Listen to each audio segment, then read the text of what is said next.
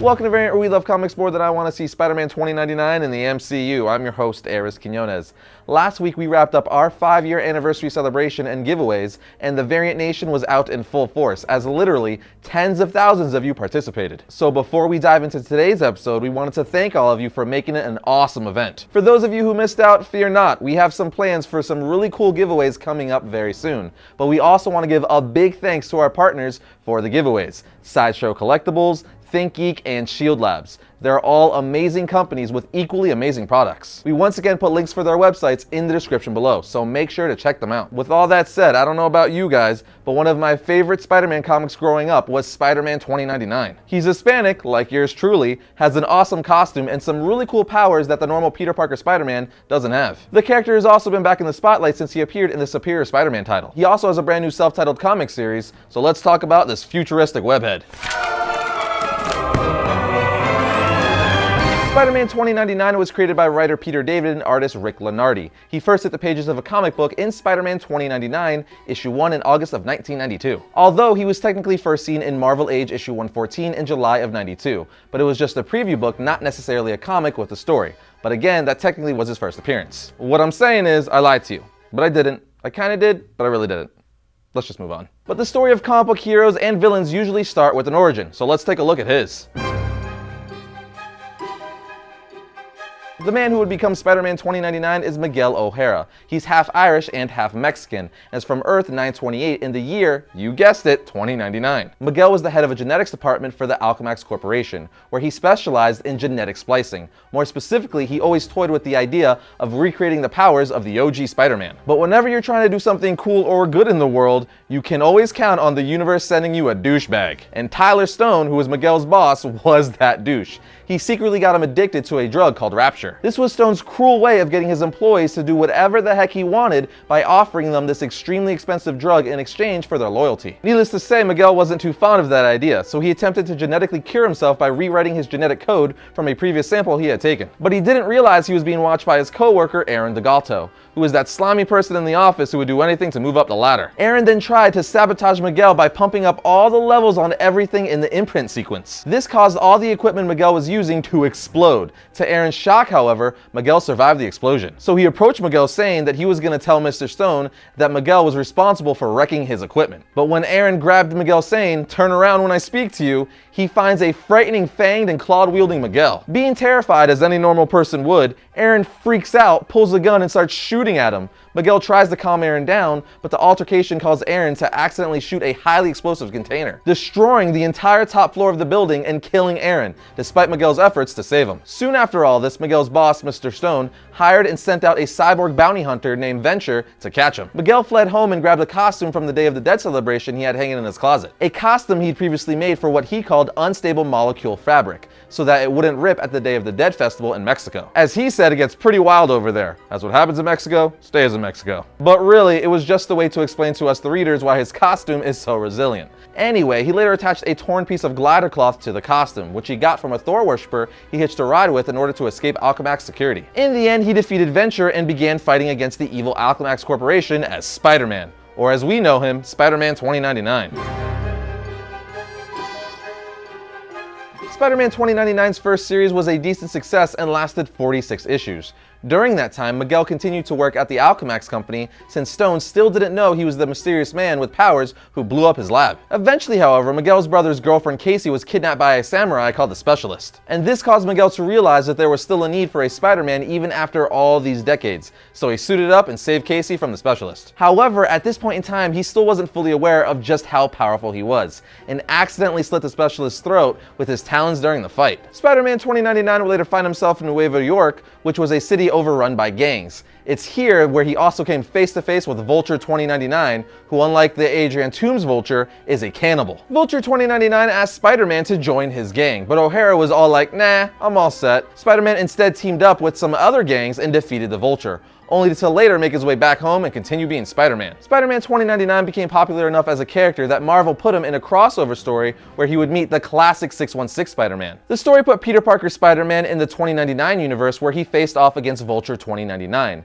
and Spider-Man 2099 was put in the 616 universe where he fought freaking Eddie Brock Venom. Talk about an awesome matchup. Later in the story, Spider-Man and Spider-Man 2099 get together and are thrown into the future, where they meet Spider-Man 2211, who has 6 arms, and they also meet Hobgoblin 2211, who looks more like Green Goblin 2211. In this reality, Hobgoblin is a girl and Spider-Man 2211's daughter. We also find out she is the architect and the reason for all this crazy time traveling and whatnot. In the end, all 3 Spider-Men team up to defeat Hobgoblin 2211, at which point both Spider-Men are returned to their respective realities, with their memories intact. Talk about a mind F. After his encounter with the 616 Spider-Man, Miguel became a full-blown justice-driven superhero. And just like Peter Parker, his personal relationships started going downhill, as he became more interested in being Spider-Man than anything else. He even tried to tell his mother that he was the newest Spider-Man, but she just broke down laughing right in front of his face. That's a real confidence builder. But let's jump forward to more recent events that began around the time of the Superior Spider-Man title. After all sorts of anomalies in the 2099 universe, Miguel heads back to the present time in the 616 universe to save his grandfather, which was during the time when Doc Ock was the Superior Spider-Man. Not surprisingly, he ended up getting into a confrontation with Superior Spider-Man as Otto was attempting to apprehend Miguel's grandfather. What also didn't help Spider-Man 2099's case is that he called Superior Spider-Man Parker, which caused Otto to give him a quick backhand with his fist. Otto later knocked out Miguel with a single punch to prevent a time stream meltdown, so I guess it was merited. Miguel would later debate killing his grandfather to prevent the foundation of Alchemax, which in turn would rewrite the 2099 timeline. But he ultimately decided not to go through with it because it could have far worse ramifications. He also discovers that Stone had destroyed the portal that sent him to the 616 universe, leaving him stranded. But in order to help guide the Alchemax company on the right path, Miguel becomes Tiberius' assistant under the name Michael O'Hara, with the aid of his computer, Lila. Spider-Man 2099 later appeared during the Goblin Nation story to help Superior Spider-Man fight off Goblin King's army. They were both attacked by brand new next-generation Spider Slayers, built to capture Superior Spider-Man. Luckily though, O'Hara with his 2099 tech was able to shut them down, although they were rebooted like literally minutes later. Norman then gave Superior Spider-Man the option to stay and fight like a man or go find Anna Maria Marconi. Guess which one Doc Ock chose? Yeah, he left Miguel all alone. Miguel then says, "I knew you were an imposter," as the real Peter Parker Spider-Man would never leave one of his allies during a fight. After a brutal fight, Miguel is beat up, but nonetheless victorious over the Spider Slayers. He then teams up with the real Peter Parker Spider-Man, who is back in control of his body, and he explained the situation to 2099. Then while Peter Parker went off to face the Green Goblin or Goblin King, Spider-Man 2099 began evacuating the Alchemax employees. But I'll leave the rest for your reading eyes. Now even more recently, following the newest Secret Wars event, Miguel is still stranded in present time and is thinking about quitting the hero business after a young girl is accidentally killed in a robbery he attempted to stop. Peter Parker then approaches him and offers Miguel a job at Parker Industries, and Miguel accepts. With this new job, Miguel is happy being able to help improve the world without being Spider-Man, as he feels there is more than enough spider-powered heroes to make up for his absence. I mean, he's right, but he's definitely one of the best spider-powered heroes out there. But when he builds and uses a time portal to investigate the future, it reveals a devastated 2099. When Lorraine Monroe, the mother of his girlfriend Tempest, tells Miguel that she was killed in an unexplained terrorist attack, Miguel is forced back into action to track down the man responsible, who we later learn is Dr. Kronos. He apparently taught robotics to Victor Von Doom before his expulsion, so Miguel dons a new Spider-Man 2099 suit that's better made for him and gets to work as Spider-Man 2099 once again. This, of course, is the most current iteration of Spider-Man 2099, with his brand new red and white costume, and it's just awesome looking. Spider-Man 2099 has some pretty cool villains that are basically 2099 versions of the 616 Spider-Man villains, like Vulture 2099, who I mentioned earlier, who's a gang leader and cannibal. Yeah, that's right, he has a taste for human flesh. What do you smell? Man flesh. Next is Goblin 2099, who looks more like a purple-green demon. Then there's Venom 2099, who I might have to give his own episode soon because I like him that much. And the last one I'll mention is Flipside, a dangerous android that can mimic Spider-Man and Venom's powers, which is just nuts.